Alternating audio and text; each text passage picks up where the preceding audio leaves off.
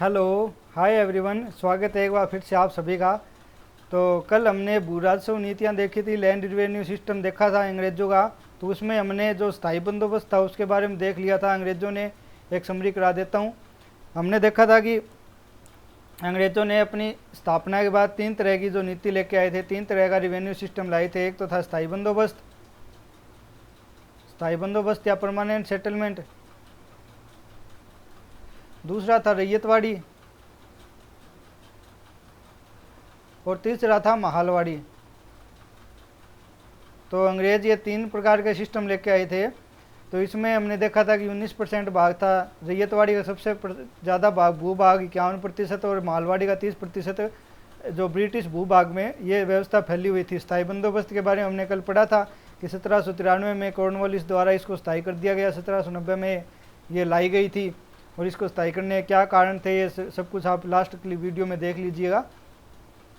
तो आगे बढ़ने से पहले आप वीडियो के लास्ट तक बने रहिएगा और चैनल को लाइक कीजिए, शेयर कीजिए, सब्सक्राइब कीजिए, सब कुछ कर दीजिए और कमेंट करके ज़रूर बताया करिए कि आपको ये क्लास कैसी लगी। तो चलिए आज जो रैयतवाड़ी जो व्यवस्था थी उसको प्रारंभ करते हैं। तो ये रैयतवाड़ी व्यवस्था है, ये एक बार में नहीं लाई गई, ये अलग अलग चरणों में अलग अलग वर्षों में लाई गई। पहले इसको लागू करके देखा गया कि एक प्रैक्टिकल करके देखा गया कि ये व्यवस्था कामयाब होती है नहीं। जैसे ज़मींदारों से तो हमने कर लिया, अगर डायरेक्ट किसानों से करें तो क्या कुछ प्रॉब्लम फेस करनी पड़ेगी, क्या कुछ चैलेंजेस आएंगे, वो सब कुछ देखनी पड़ेंगे। तो उसके लिए उन्होंने सबसे पहले 1792 में 12 महल नाम की एक जगह है, वहाँ पे इसको है वो प्रारंभ किया था। इसको एक प्रैक्टिकल किया था। 12 महल के बाद मद्रास और बॉम्बे में इसको 1801 से 3 के बीच में इसको रैयतवाड़ी व्यवस्था को शुरू कर दिया था और 1843 के बाद इन्होंने सिंध और असम में भी इसको शुरू कर दिया था। तो इसमें क्या था कि इसमें जो कंपनी थी वो डायरेक्ट किसानों से है वो भू राजस्व वसूल करती थी। उसने डायरेक्ट किसानों से है वो कॉन्ट्रैक्ट किया कि आप हमें भू राजस्व देंगे, इसमें आपको बीच में ज़मींदारों को लाने की कोई ज़रूरत नहीं है। ज़मींदारों को उन्होंने समाप्त कर दिया था। तो भू राजस्व वसूली कॉन्ट्रैक्ट किया इनसे, किसान ईस्ट इंडिया कंपनी को क्या देंगे, भू राजस्व देंगे डायरेक्ट। तो इसके बाद इनकी जो पूरी टेंशन थी वो अंग्रेज़ों की रह गई, ज़मींदारों की इनमें कोई भूमिका नहीं रह गई थी। और इसमें जो राजस्व था वो स्थायी नहीं किया गया। स्थायी नहीं करने के बाद इसमें जो हर वर्ष इनको कर का निर्धारण करना पड़ता था, भूमि की मापजोख करनी पड़ती थी, कितना रेवेन्यू है कितना नहीं, सब कुछ इनको खुद को अंग्रेज़ों को ही देखना पड़ता था। अंग्रेज़ों ने अपने अधिकारियों को नियुक्त किया था। तो भू क्षेत्र था, सबसे ज़्यादा भू क्षेत्र था इसका 51%। कहाँ पे, मद्रास में, मुंबई में, सिंध में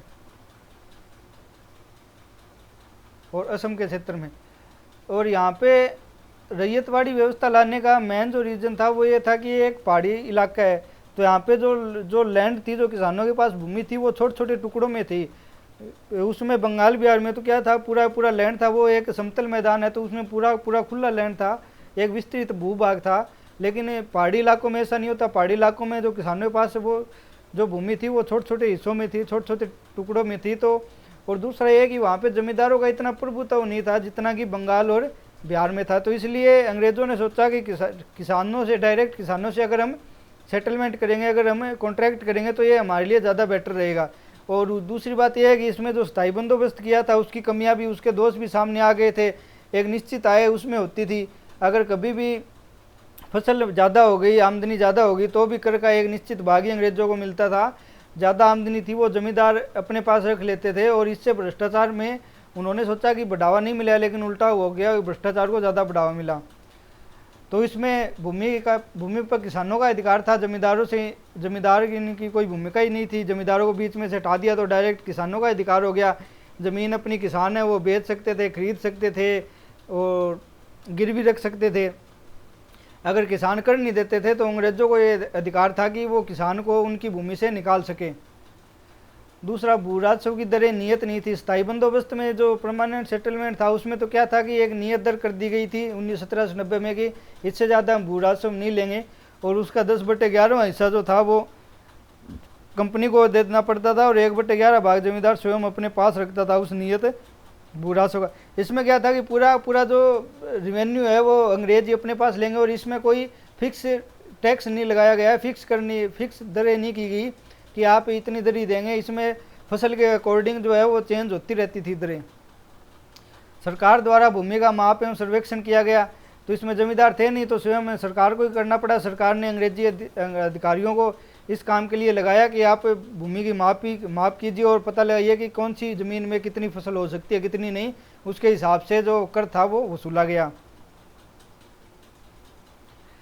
तो रैयतवाड़ी लाए जाने के कारण, एक तो मैंने बता दिया, स्थायी बंदोबस्त के जो दोस्त थे वो पहले जो स्टार्टिंग में जब ये लाई गई थी तब तो ठीक लगी थी स्थायी बंदोबस्त, लेकिन बाद में जो इसके दोष आने लगे, जमींदारों ने जो किसानों के ऊपर अत्याचार करने लगे, अंग्रेज़ों को एक फिक्स इनकम आने लगी, अगर कभी भी फसल ज़्यादा होती तो उनको वो एक्स्ट्रा प्राप्त नहीं होती थी।